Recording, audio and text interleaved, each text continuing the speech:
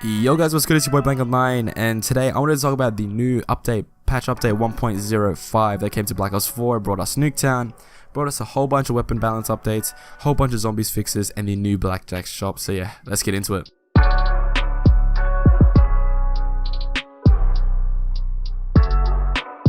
So with update 1.5, it was 9.5 gigabytes on the PlayStation 4 and 11.4 gigabytes on the Xbox One. It's yet to be released on PC, but we can expect that to come in the next couple of days. It brought about Nuketown, so in that update, you don't even need to go to the PlayStation Store or Xbox Store to like download the game from there. Oh, not the game, sorry, the map from there. It's within the patch, so all you have to do is download the patch and you have access to Nuketown if you're on the PlayStation 4, and then 1 week later will be for the Xbox One and the PC. So yeah, I just want to touch on Nuketown a little bit. It's Nuketown, it feels like Nuketown, even though it's like a different setting, like the Russian snow setting, it still looks like Nuketown. The cars and everything is placed exactly the same, it's just got a different theme on it. And it feels good. It feels good to be back on Nuketown. I'm loving playing the map so far. I'm loving playing the Nuketown 24/7 game mode, which is featured on the game at the moment. And yeah, man, this map just brings back so many memories, and I'm just having so much fun playing it. It's really rejuvenated like Black Ops 4 for me, really. I made a video, I think yesterday or the day before that, where I was talking about Black Ops 4 fatigue and the fact that the game just wasn't as fun for me anymore. But this Nuketown 24/7 game mode has really just kind of sparked that interest back in me, and I'm just having fun playing it, and I hope that stays for a long time, because yeah, I think this game has a lot of potential, and then I don't know, just Nuketown just brought back that urge to play the game. As I said, the Blackjack shop has come into the game. Now I want to talk about that in a whole separate video, because I can talk about that for a very long time, because it's a positive change, and I will make a separate video. I'll probably post that tomorrow, so be on the lookout for that one.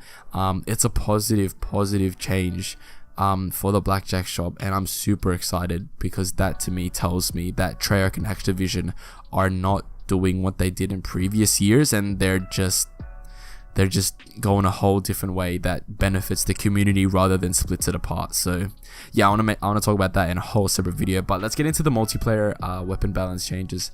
SMG's got a buff in terms of their kill ranges, except for the SOG 9. So the SOG 9 stayed exactly the same. So the MX9 got an adjusted 5-hit kill range up to 6 meters. So that means basically if an enemy is 6 meters away, you're going to be killing them in 5 hits. That's basically the gist of it, and that's happened across all of the submachine guns, again, as I said, except for the SOG 9 adjusted kill ranges. So the MX9 was 6 meters, the GKS Cordite and Spitfire were 3 meters, and all of them got a slightly increased ADS move speed. So the SMGs are being balanced, and they're seemingly balanced around themselves within their weapon category. They're being balanced within themselves, so no one SMG is super powerful compared to the other ones. In terms of assault rifles, this one's interesting, because I want to talk about the Maddox RFB specifically. The Maddox RFB seems to have a damage nerf, yet it doesn't say it here in the patch notes. When I was using the gun today, I'm usually expecting like a 4-hit kill, but when I was using the gun, I was getting like an inconsistent 4 to 5-hit kill, and I don't know if that's because here in the patch notes it said there was a slightly increased recoil of the first and second shots, which means your shots may not like exactly be on target with the first and second ones. But I don't know, man, I just wasn't feeling like the gun performed the way it did before, and I don't know if it's just me, or I really don't know. But for me, what I'm experiencing is an inconsistent 4 to 5 shot, whereas usually I'd be getting a consistent 4 shot. The KN94, the KN57, gets a slightly increased 4-hit kill range by 1.5 meters, so you'll be killing people in 4 hits by another 1.5 meters. We don't know what it was before, but all we know that it's been increased, and a reduced idle sway.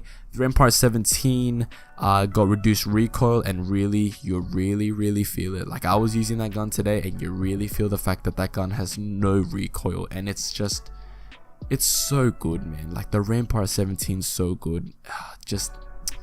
I love using that gun. I love using that gun. I want to talk about the Swordfish now, actually. So that got a reduced delay between bursts, and basically what that means is that the gun's gonna fire faster, like slightly faster than it once did. I haven't used it yet. I want to try it out. I want to see if I notice a difference in terms of the bursts and like the delay between bursts. If it's not that noticeable, then I won't notice it, but if it is noticeable, then like that gun just got a little bit more powerful, and you'll be killing people a lot faster with that gun. Next up, we can talk about the Titan, and that seemingly got again a damage nerf, and we didn't even know about it. Like, it's not even here in the patch notes. Before, when I was using the Titan, I was experiencing a consistent 3-shot kill, and now when I'm using it, I get like a 4-shot kill, which is not a bad thing, right? The Titan is one of those guns that is just super stupidly overpowered in this game. And seemingly what Treyarch's done is just made it less viable and more like an LMG. Like, it feels more like an LMG rather than an assault rifle, and does less damage now. So hopefully the Titan is not a laser as it once was. The Outlaw, actually, I want to talk about the Outlaw, which is a sniper rifle that's been getting a lot of flack from people in the community. For me, I look at the Outlaw and I'm just like, you're a Mozu with a freaking sniper like rifle scope. Like, the Outlaw just wasn't that good, but I got a massive buff here in this update. Got an increased fire rate and increased base damage by 10,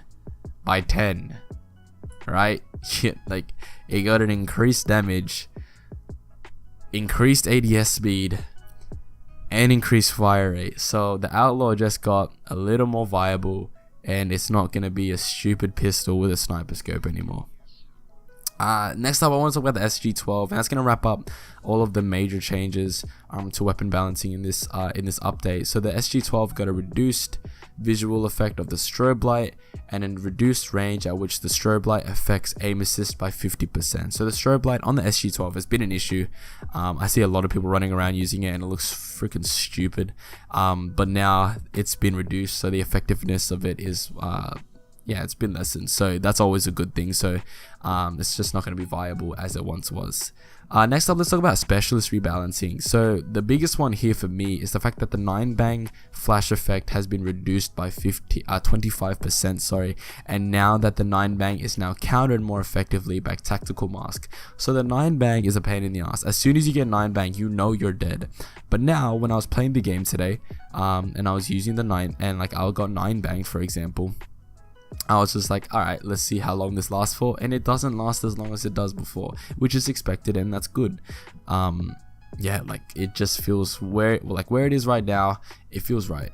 For me personally, it feels right. Like, you still get like freaking milk screened, but it's just not there for like what seemed like years before. Like, as soon as you got 9-bang before, you were dead. You knew you were dead, but now you have the opportunity to kind of like recover from that and then kill the person who 9-banged you. Like, it's just a lot more balanced now, which is good. Other than that, in terms of perks, this is the next thing in multiplayer that I want to talk about, and the last thing. Tactical mask now has more resistance to the 9-bang, as I said. Concussion grenades and razor wires, just making using tactical mask like an actual option. And flak jacket got increased resistance to explosive damage, which is good, which means that people using flak jacket will not get like absolutely wrecked by cluster grenades and Hellion salvos and stuff like that. The next perk I want to talk about here is the last perk, Dead Silence. Now, Dead Silence will now suppress player sounds relating to healing, taking fall damage, or surfacing while swimming. This is good. So people using Dead Silence, like the fact that their player makes so much noise when they're healing because they're like breathing heavily, or taking fall damage when like you hear their ankles break, or surfacing while swimming, for example, when you're just like coming out of the water and makes that stupid splash noise. Like, just using Dead Silence will now suppress that, which you thought would happen, but it hasn't, and it's happened now, which is good. Just overall making the perks that are supposed to do their job better. Basically, that's what's happened in this update. Other than that, there's not that much else in terms of weapon balancing. The next thing that they did to multiplayer was supposedly fixing spawns across team deathmatch, domination, free-for-all, hardpoint, and control. We'll see how that goes, because we've been burnt on spawn fixes before.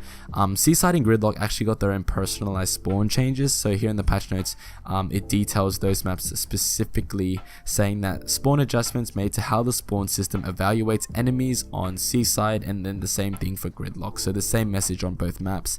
And it's, I don't know, man, like, I don't even want to say that it's been fixed, because I honestly have no clue, because all I've been playing is Nuketown. But if you guys have experienced any spawn fixes, let me know in the comments down below and just tell me how it is. The next thing and the last thing I want to talk about is that there was major major crash fixes across all zombies maps. Every single zombies map got fixes in terms of crashes, seemingly ending the blue screens. But we'll have to wait and see on that. We'll have to wait and see if blue screens still happen on zombies after this patch, and if it has, then there's still more work to be done. But seemingly that's been fixed. There's probably like a half of these patch notes are zombies fixes, and all of them starts with fix the crash, fix crashes, fix this, fix crash.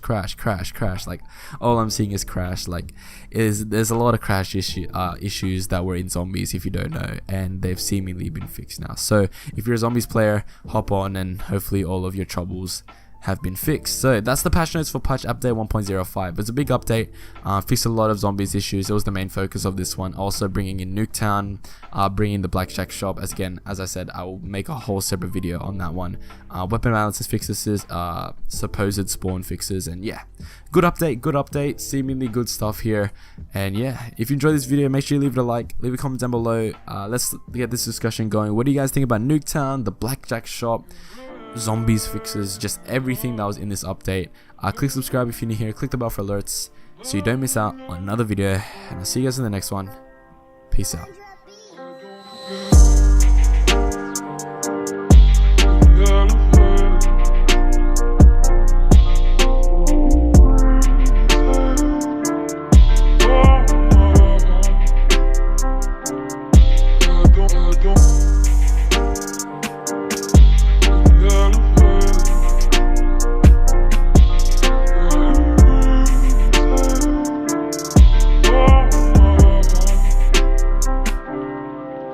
I